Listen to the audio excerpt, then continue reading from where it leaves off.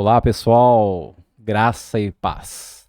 Sejam bem-vindos a mais uma videoaula aqui no canal Gospeltech 316. Eu sou o missionário Alessandro Moraes e hoje nós vamos juntos continuar o nosso estudo ao livro dos Gálatas, ou Epístola aos Gálatas, né?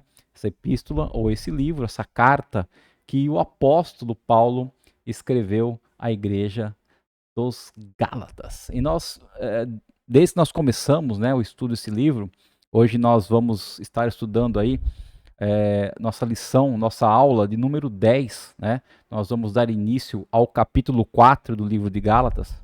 E o livro de Gálatas, ele tem 6 capítulos, né? A semana passada, na aula 9, nós finalizamos o capítulo número 3 e hoje, na aula 10, nós estaremos dando início ao capítulo 4. E como a gente bem sabe, eu bem já falei aqui, por quê? Qual foi o principal motivo pelo que Paulo escreveu essa carta aos Gálatas, né? Houve a preocupação muito grande de Paulo, porque tudo aquilo que ele já tinha ensinado aos Gálatas, quando ele esteve lá pregando o evangelho verdadeiro de Jesus Cristo, o evangelho que o próprio Paulo aprendeu por Cristo, que o evangelho é aquele que é a boa notícia, né? O evangelho é a boa notícia que Jesus era 100% homem, 100% Deus, o único filho, né? O unigênito do Deus Pai.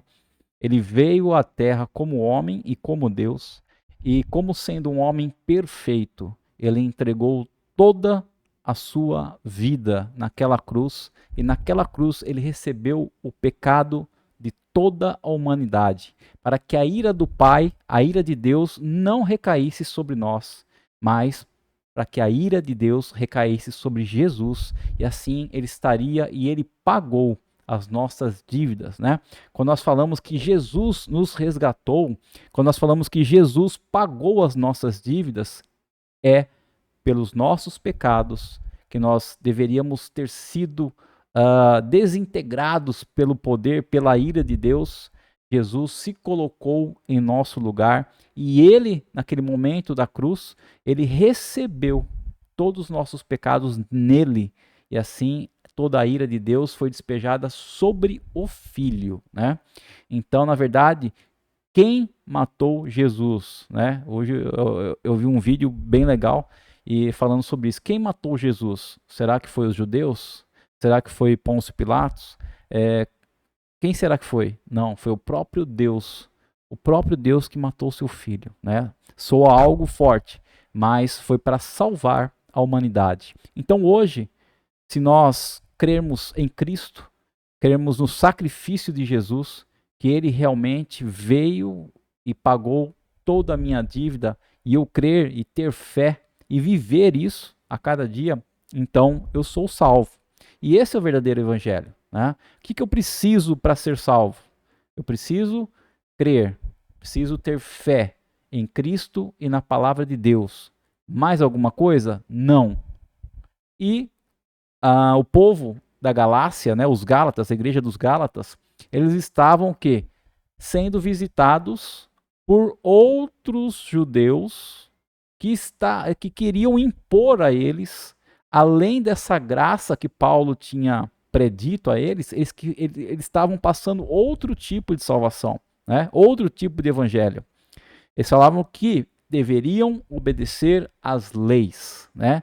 Se os Gálatas não obedecessem às leis, se os Gálatas não se fizessem como os judeus, eles não seriam salvos. Então, naquele tempo, os Gálatas estavam mudando, né, a forma de pensar. Estavam deixando para trás tudo aquilo que Paulo tinha ensinado sobre o Evangelho, sobre a graça de Deus, sobre a salvação, e dando ouvidos a um outro evangelho, ok, pessoal? E hoje em dia não é diferente, né? Hoje em dia existe o evangelho verdadeiro, existe muitos outros evangelhos, então nós temos que tomar muito cuidado E por isso que nós temos que conhecer a cada dia mais e mais a palavra de Deus. Porque qualquer tipo de pregação, qualquer tipo de ensinamento, qualquer tipo de discurso que chegar aos nossos ouvidos, se nós conhecermos a palavra de Deus, termos entendimento, discernimento dela, não só através dos estudos, mas através do Espírito Santo de Deus, nós saberemos julgar se aquele evangelho, se aquela palavra é verdadeira ou não, ok? Então, o livro de Gálatas, ele foi escrito por Paulo à igreja de Gálatas para que se cumprisse esse objetivo, para que o pessoal, né, a igreja de Gálatas, deixasse novamente tudo que eles tinham ouvido desse outro evangelho e se voltassem ao evangelho verdadeiro que Paulo já tinha ensinado para eles. Então Paulo fala muito, né, sobre a lei. Capítulo 3, que nós estudamos nas aulas anteriores, nós vimos muito sobre a lei, né? Para que serve a lei? A lei serve para nos salvar? Não, pelo contrário. A lei serve para nos condenar, para mostrar a nós como nós somos pecadores e como nós, assim como pecadores, precisamos da graça de Cristo em nossas vidas. Então a lei é o quê? Ela só é um guardião, é um tutor que nos conduz, que tem que nos conduzir até Cristo. Assim que nós chegamos até Cristo, até o Evangelho verdadeiro, até a palavra de Deus, então a lei deixa de ser nosso tutor. Então nós vamos ver aqui no capítulo 4 que Paulo fala que nós éramos escravos. Antes da vinda de Jesus, nós estávamos vivendo na época da escravidão. E Jesus veio para nos libertar e nos fazer filhos de Deus, filhos adotivos de Deus. Então, a partir do momento que Jesus veio ao mundo, a partir do momento que Jesus fez o sacrifício na cruz do Calvário e se expandiu a boa nova, a boa notícia, que nós seríamos salvos pela graça de Deus, pela fé, então nós deixamos de ser escravos e agora nós somos filhos adotivos de Deus. Amém? Então, esse vai ser o nosso conteúdo principal da aula de hoje, que é a aula número 10. Pessoal, eu queria aqui no início do vídeo também, antes de darmos início à nossa aula predita, gostaria de falar sobre um amigo, né? É um amigo, ele é um irmão em Cristo, ele é o Bispo Nandi. Né? O Bispo Nandi, ele na verdade é da Nigéria, mas desde 2007, 2008, ele foi chamado para fazer missões aqui no Brasil. O testemunho dele é um testemunho muito forte, muito impactante, muito bonito. E eu conheci ele aqui em Corumbá, né, em 2017, se eu não me engano, 2018, quando o pastor me convidou para poder auxiliar ele, né, na pregação, porque ele fala inglês, e fala algumas coisas também em português. Agora ele fala já bem o português, entende bem o português, né? Mas naquela época o pastor me chamou, caso precisasse, né, eu poder auxiliá-lo na tradução. Enfim, eu falei que eu não era tradutor, e realmente eu não sou tradutor, né? O meu nível de conhecimento de inglês aí é um nível básico, no máximo intermediário, não teria condições nenhuma de traduzir. Mas enfim, Deus nos usou aquela noite. E aí eu fiquei conhecendo, né, o Bispo Nandi, ele é um missionário, eu também sou missionário. Tivemos aí com o início de um relacionamento de amizade, né? Então nós nos tornamos amigos. E esse final de semana, né, eu tive o prazer de rever ele. Então ele passou aqui por Corumbá de viagem, né? E esteve conosco. E assim,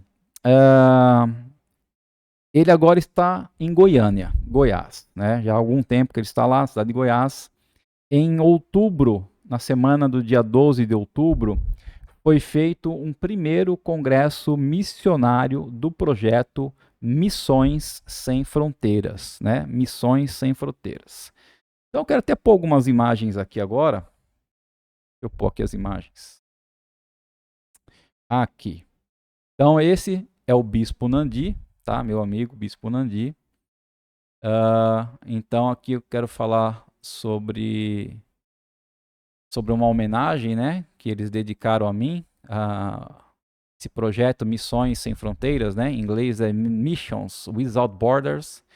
Então mandaram para mim, eles me convidaram, na verdade, para estar lá nesse primeiro congresso em Goiânia, mas infelizmente eu não pude estar. E eles mandaram para mim, então, essa homenagem aqui, né, que eu agradeço muito, tanto ao Bispo Nandi, que é o presidente, né, da Missões Sem Fronteiras, como todo o pessoal também desse projeto, tá? E aí, o que aconteceu? Ele deu os testemunhos lá nesse congresso e eles ganharam, gente. Eles ganharam um terreno, tá? De 7 lotes, tá? 7 lotes. Então aqui já tem um projeto, né, em CAD, né, no computador, que foi feito um primeiro projeto, porque esses lotes que eles ganharam é para a base das missões, né? Então vai ser a base do projeto Missões Sem Fronteiras. O que é uma base missionária? É para receber pessoas, né, que queiram ser missionários, pessoas que queiram aprender a como fazer missões, pessoas que queiram fazer missões em outros países, tem que aprender a cultura do país para onde vai, quais são os costumes, a língua que se fala naquele país, né? Então, uma base missionária serve para isso, para poder ensinar as pessoas a realmente fazer missões, né? Então, é um sonho, tenho certeza que se iniciou no coração de Deus e foi transferido, né, ao coração do Bispo Nandi. E aí, Deus já, então, entrou, né, com a primeira provisão, que foi os terrenos, e agora, então, com certeza, Deus vai provisionar, eu tenho certeza que Ele vai tocar no coração de muitas pessoas, para que todos colaborem, né, financeiramente, para que essa obra possa dar início, essa obra, e possa, é lógico, ser realizada, né? Eu tenho certeza que é um projeto de Deus, e sendo um projeto de Deus, ela vai ser realizada de uma forma ou de outra. Eu queria até, esse aqui é um vídeo, né, de como eles desenharam, como eles sonharam com essa base missionária aqui. Vou startar o vídeo aqui para vocês. Então ali a visão, né, que estava na visão. Aí a base missionária numa visão mais lateral. Aí seria o auditório, né, central. Lá também eles querem fazer dormitórios, né, com 240 camas, 120 camas para mulher e 120 camas para homens, ou seja, beliches, né? 60 beliches para cada um, para poder hospedar essas pessoas. Querem também colocar uma quadra, né, de esportes. Tem a parte da piscina também, né, para ter as atividades físicas, exercícios físicos e tudo mais. Então essa é a base que eles sonham, né? Esse é o projeto de Missões Sem Fronteiras, tá?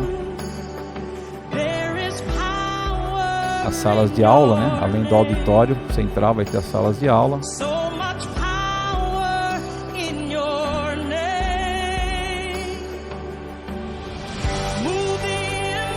Isso aí está lá, eu esqueci agora o nome da cidade, a qual foi cedida esses lotes, né? Mas é ali na divisa, se não me engano, entre Goiás e Brasília, se não me engano. Aí tem o QR Code pro Pix, né? Se você quiser ajudar a Missões Sem Fronteiras, se Deus tocar no seu coração, você pode voltar o vídeo e pausar, ou também fazer uma doação através do Pix, que é o CNPJ deles, né? Aquele CNPJ que está lá em cima, 43 784 046 1000 contra 51, tá, pessoal? Então, esse é um projeto para a honra e glória do Senhor, amém? Então, aqueles que Deus tocar no coração, quiser contribuir, tenho certeza que toda contribuição é bem-vinda. Maravilha? Vamos orar então, para nós darmos início à nossa aula de hoje? Querido Deus e amado Pai, nós te agradecemos, Senhor, por mais esse dia de hoje, por mais esta aula, por mais essas palavras que iremos aprender, ó Pai amado, da Bíblia, Senhor, que é o nosso manual da vida. Que o Senhor fale à nossa mente, que o Senhor fale ao nosso coração, que nós possamos estar dispostos realmente, Senhor, a cada dia aprender mais e mais da Tua vontade e de Ti, Senhor. Fica conosco, Espírito Santo, nos orienta e nos tira todas as nossas dúvidas. Nós te pedimos e agradecemos em nome de Jesus Cristo. Amém. Amém, queridos? Então, o título da nossa aula de hoje, né? A nossa aula é a número 10, tá? Do curso. Então, é o fim da escravidão. Então, Paulo hoje vai falar sobre o fim do período da escravidão antes de Jesus Cristo, quando vivíamos debaixo da lei, ok? Então, vamos lá. Hoje, né, o texto que nós iremos aprender era de vai falar de como nós vivíamos antes de sermos o quê? Libertados por Jesus Cristo. Então, quem nos libertou foi Jesus Cristo.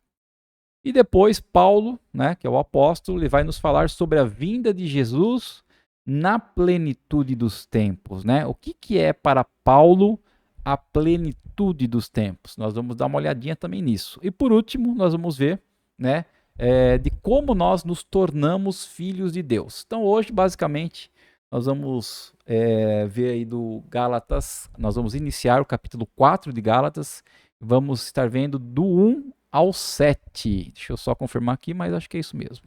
É isso mesmo, do 1 ao 7, tá? Então, do 1 ao 3, diz o seguinte: digo, porém, o seguinte: durante o tempo em que o herdeiro é menor de idade, em nada difere de um escravo, mesmo sendo senhor de tudo, mas está sob tutores e curadores até o tempo predeterminado pelo Pai. Assim, também nós, quando éramos menores, estávamos escravizados aos rudimentos do mundo. Amém? Então, esse versículo aqui, né, aqui que ele está explicando, olha, quando naquela época, né, que Paulo ensinou isso aos Gálatas, existia um homem muito rico e esse homem ia deixar toda a sua herança para o filho. Tá? Só que se aquele filho, quando o pai morresse, ainda fosse menor de idade, o filho não herdaria toda a herança naquele momento da morte do pai. Ele só iria começar a desfrutar e administrar depois de alcançar a idade de maior. Okay? Então, enquanto ele fosse de menor, ele estaria sobre o quê? Sobre uma tutela, né? Estaria sobre o controle de alguém. E esse controle é predeterminado por quem? Pelo pai. E o mesmo, né? Paulo associa isso à nossa situação entre o quê? Entre a lei, né? Então, quer dizer, Deus já tinha programado que nós seríamos herdeiros dele, ok? Que nós seríamos filhos adotivos dele.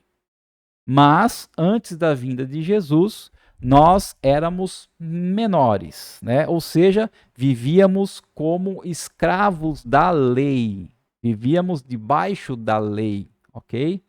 Mas depois que Jesus veio ao mundo e fez o sacrifício por todos, então, naquele momento, nós conseguimos nos tornar de maiores, conseguimos ser adotados por Deus por crer no seu Filho e assim nos tornarmos, deixarmos de ser escravos e nos tornarmos filhos de Deus, herdeiros de Deus, ok? Então Paulo estava fazendo esse comparativo, falando para os Gálatas: olha, o tempo no qual vocês eram escravos, o tempo no qual vocês tinham que viver debaixo da lei, porque ainda não eram de menores, acabou.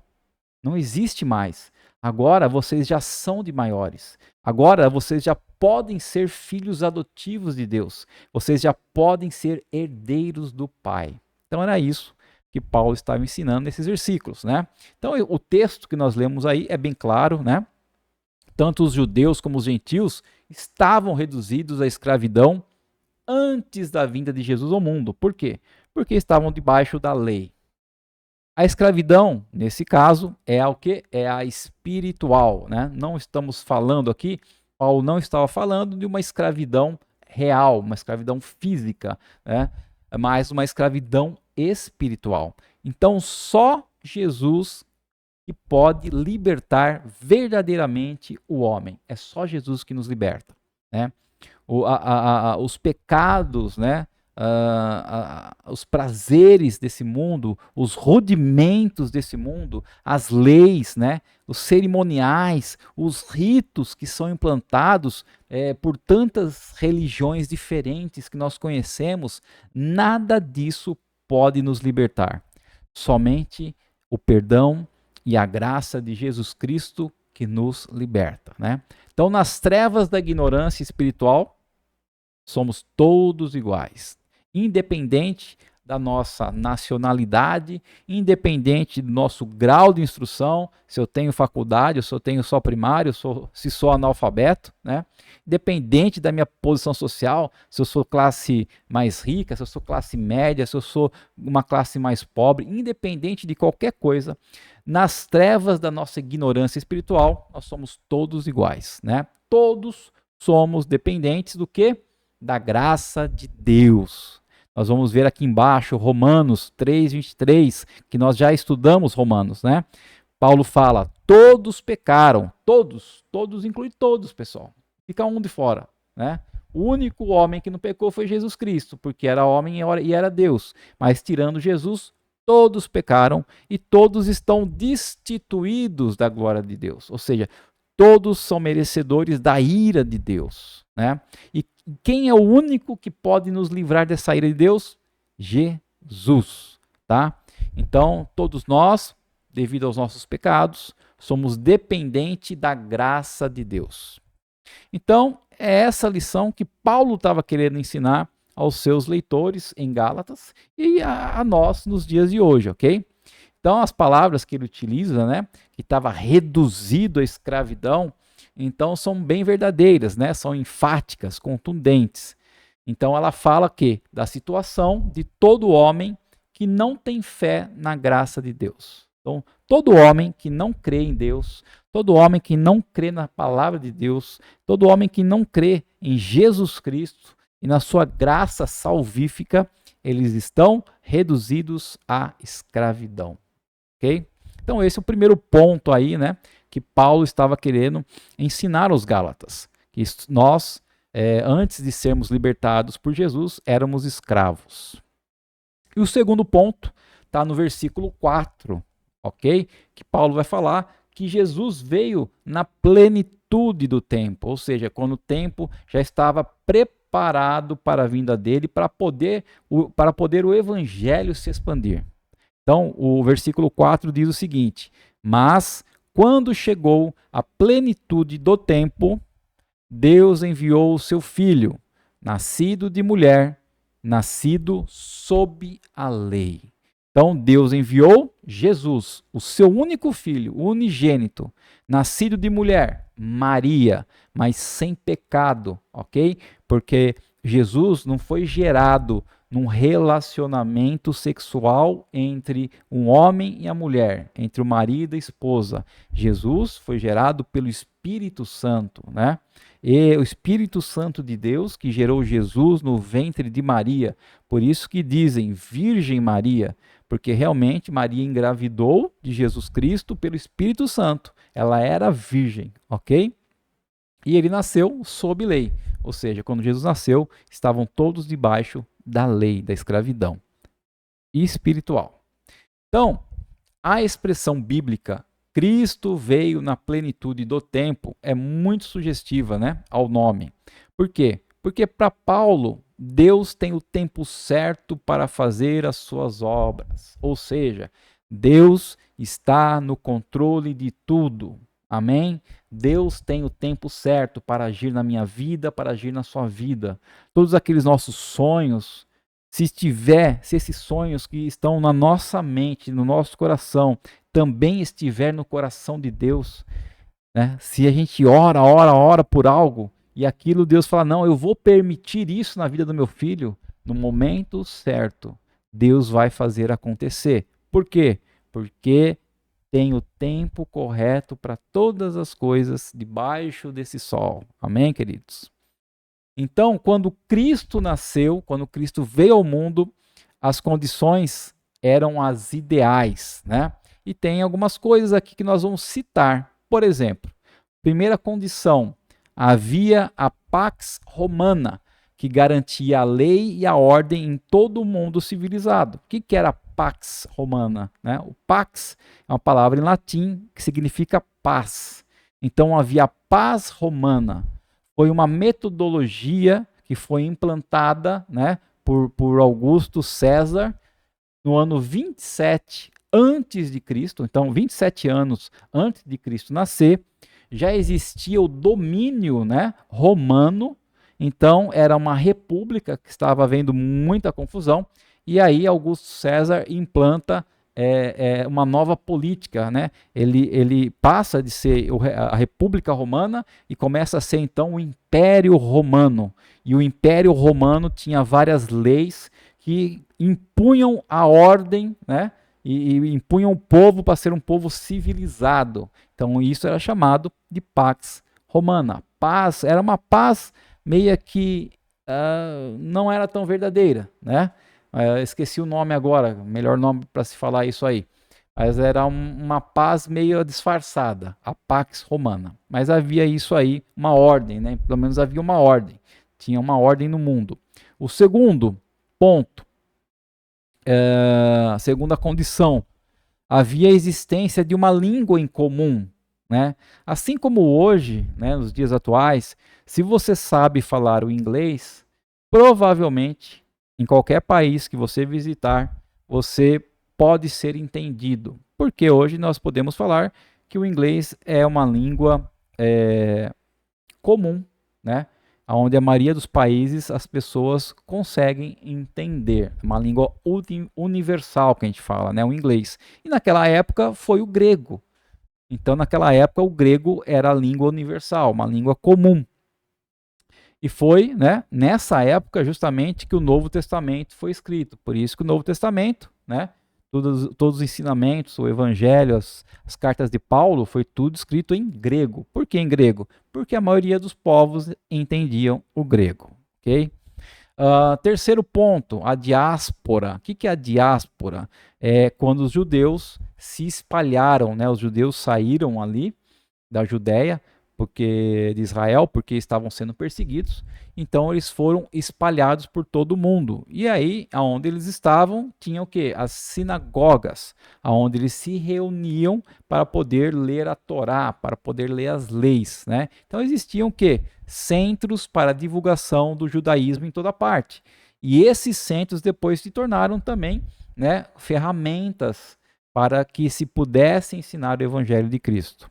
Quarto ponto, a tradução do Antigo Testamento para o grego, né? Então, na famosa cidade de Alexandria, fundada por Alexandre o Grande, e que era um dos principais centros de cultura do mundo, né? Ali foi o que? Traduzido o Antigo Testamento, que era em hebraico, por 70 eruditos judeus que eles dominavam tanto a língua hebraica quanto o grego. Então, aqueles 70 judeus, né, eruditos, conhecedores da lei do Antigo Testamento, eles traduziram do hebraico para o grego, para que outras pessoas pudessem conhecer. Né? Nós conhecemos essa tradução, esse movimento de tradução como a Septuaginta. Né? Foi a primeira tradução do Antigo Testamento para o grego. Então, todos esses elementos que nós vimos acima aí, que foram citados, né, produziram o conceito que Paulo tinha de plenitude do tempo. Ou seja, né, que todas as coisas naquele momento estavam prontas para Jesus vir à Terra e realizar a sua obra de redenção aos homens. Né? O que é a obra de redenção de Jesus aos homens? É quando Jesus iria pagar, iria redimir, iria pagar, iria comprar a nossa dívida e ele pagaria a nossa dívida, né? Então sobre ele se colocou todos os nossos pecados. Então Jesus se fez pecador por mim e por você, ele nos redimiu. E o terceiro ponto, né, e último, Paulo vai falar agora nos versículos 5, 6 e 7, sobre a nossa adoção como filhos de Deus. Então está escrito assim: para resgatar os que estavam debaixo da lei, a fim de que recebêssemos a adoção de filhos. E, porque vocês são filhos, Deus enviou o Espírito do seu Filho ao nosso coração. E esse Espírito, que é o Espírito Santo, clama, Abba, Pai. Né? Abba é uma maneira de se chamar papaizinho querido. Né? Abba, Pai. Paizinho querido. É você chamar seu pai com muito amor, com muito carinho. Essa forma de expressão Abba. Né? Então o Espírito Santo clama e faz nós clamarmos isso. Né? Paizinho querido. Então assim, nós já não somos mais, né? Assim você já não é mais escravo, porém filho, né? Que escravo que chama o seu dono, o seu senhor de paizinho querido? Não existe. Somente o filho pode chamar o pai dessa forma, né? E nós, sendo filhos, também somos o quê? Herdeiros por Deus. Então, além agora de nós termos o quê? Acesso a Deus, além de nós termos agora intimidade com Deus, agora nós também somos herdeiros de Deus.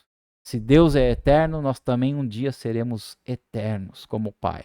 Amém? Então Jesus veio para nos redimir. A obra da redenção é isso. É para que nós nos tornássemos filhos de Deus. Né? Então nós somos filhos do coração de Deus. Somos filhos adotivos, porque só Jesus é filho único de Deus. Ele é o unigênito do Pai. Né? João 3,16, que é aquele versículo que eu sempre coloco, né, na abertura das nossas aulas. Porque Deus enviou ao mundo seu Filho unigênito, para que todo aquele que nele crê não pereça, mas tenha a vida eterna. Então, o unigênito, o único Filho de Deus, né? O único que foi criado da mesma natureza de Deus. Amém, certo? Então, nossa adoção como filhos foi por causa da obra da redenção. Então, a partir da obra da redenção, nós deixamos de ser escravos e agora somos filhos. Podemos ter intimidade com Deus, podemos desfrutar da herança que Deus nos deixou. Então, nós nos tornamos filhos de Deus quando cremos em Jesus. Amém? Então, toda a humanidade é filha de Deus, filho adotivo de Deus? Não. Todos somos criaturas, criados, mas os filhos são aqueles que realmente creem na obra redentora de Cristo, aqueles que recebem o perdão pela graça de Deus. Esses se fazem então filhos de Deus. Né? João 1, versículo 12 diz assim: mas a todos quantos o receberam, aos que creem no seu nome, os que receberam Jesus, aos que creem no seu nome, deu-lhes o poder de se tornarem filhos de Deus. Então, quando nós colocamos a nossa fé no Filho de Deus, recebemos o Espírito Santo, o selo da promessa, o qual nos dá a condição de clamar e de chamar o nosso Deus de Pai. Então, nós só podemos ter essa intimidade com Deus, chamar Deus de Pai, quando nós deixamos de ser escravos e quando nós somos adotados por Deus pela nossa fé em Cristo. Então, quando esse relacionamento se estabelece, né, entre nós e o Senhor, nós e Deus, isto é, pai e filho, é porque então nós já deixamos de ser escravos. E como nós sendo filhos de Deus, somos o quê? Herdeiros das suas promessas, herdeiros das suas bênçãos e também das misericórdias de Deus. Bom, concluindo então, né, nossa aula de hoje, o texto aqui que nós aprendemos, ele nos fala de como Deus mudou a nossa vida. Antes éramos escravos e agora somos livres, filhos. E isto só foi possível porque Deus enviou Jesus, o Filho dele, nascido de mulher, nascido debaixo da lei. Mas Jesus foi 100% homem, Jesus foi 100% Deus. Jesus foi um homem perfeito. Ele sofreu todas as tentações como eu e você sofremos, mas ele resistiu, né? Ele padeceu muitas necessidades, mas em todas as situações Jesus foi perfeito. Se a gente ouvir, né, o sermão de Jesus nos evangelhos, nós somos o quê? Exortados pelos seus sermãos. Se nós meditarmos nos seus ensinos, nós podemos ser edificados. Se a gente olha para o sacrifício da sua cruz, nós somos impactados, somos tocados. Ou seja, nós somos transformados por Jesus, seja pela sua obra na cruz, seja pelos seus ensinamentos, seja por tudo que ele fez por nós. Se nós somos novas criaturas, nós somos porque Cristo nos fez assim. Nós não somos mais escravos, mas somos livres, tá? Então, Efésios capítulo 2, versículos do 8 ao 10, nós vamos terminar lendo esse versículo. Porque pela graça vocês são salvos, mediante a fé. E isto não vem de nós, não vem de vocês, é dom de Deus, é um presente de Deus. E não de obras, para que ninguém se glorie. Ou seja, minha salvação não é pelas minhas obras, pelo que eu faço de bom, mas é pela minha fé. Pois somos feitura dele, criados em Cristo Jesus para boas obras, as quais Deus de antemão preparou para que andássemos nelas. Então a salvação é pela fé, pela graça, mas depois que somos salvos, nós temos sim que fazer as boas obras. Amém, queridos? Então essa é a nossa aula de hoje, espero que você tenha gostado, tá? A única coisa que eu peço aqui é que você esteja compartilhando nessas aulas com outras pessoas. Aqui no canal Gospeltech, nas playlists, tem outros cursos também que já estão finalizados, você pode ir lá, estão todos gravados, tá? E enfim, que o Senhor possa continuar nos abençoando. Vamos estar orando para encerrar esse vídeo de hoje? Querido Deus e amado Pai, obrigado mais uma vez pela aula de hoje, pelas suas palavras, por tudo que o Senhor nos ensinou, por ter nos feito, Senhor, através do sacrifício do seu Filho Jesus Cristo, Pai, por ter nos libertado, Senhor, do que nós poderíamos ser escravos, por ter nos libertado da sua ira, Pai, que recaiu sobre Jesus, e para que hoje nós pudéssemos ser realmente livres, ó Deus. Livres de todas as condenações e livres para podermos ter intimidade contigo, Senhor, e sermos chamados de filho e podemos chamar o Senhor de paizinho querido, de Abba Pai. O Senhor continue, Pai, ministrando em nossas vidas, continue nos ensinando, continue, Senhor, nos sustentando, nos dando saúde, paz, alegria, nos livrando de toda doença, toda enfermidade, todo mal, Senhor, todo perigo escondido. Envia os teus anjos sempre para acampar ao nosso redor. Abençoa a vida dos necessitados, Senhor. Seja os necessitados financeiros, seja aqueles que estão acamados no seu leito, Senhor. Seja aqueles que estejam enfermos, ó Pai. Que o Senhor possa visitar conforme a tua vontade, conforme o teu propósito, ó Deus. Pai, muito obrigado por tudo que nós te pedimos e agradecemos em nome de Jesus Cristo. Amém. Amém, queridos. Muito obrigado por ter ficado até aqui.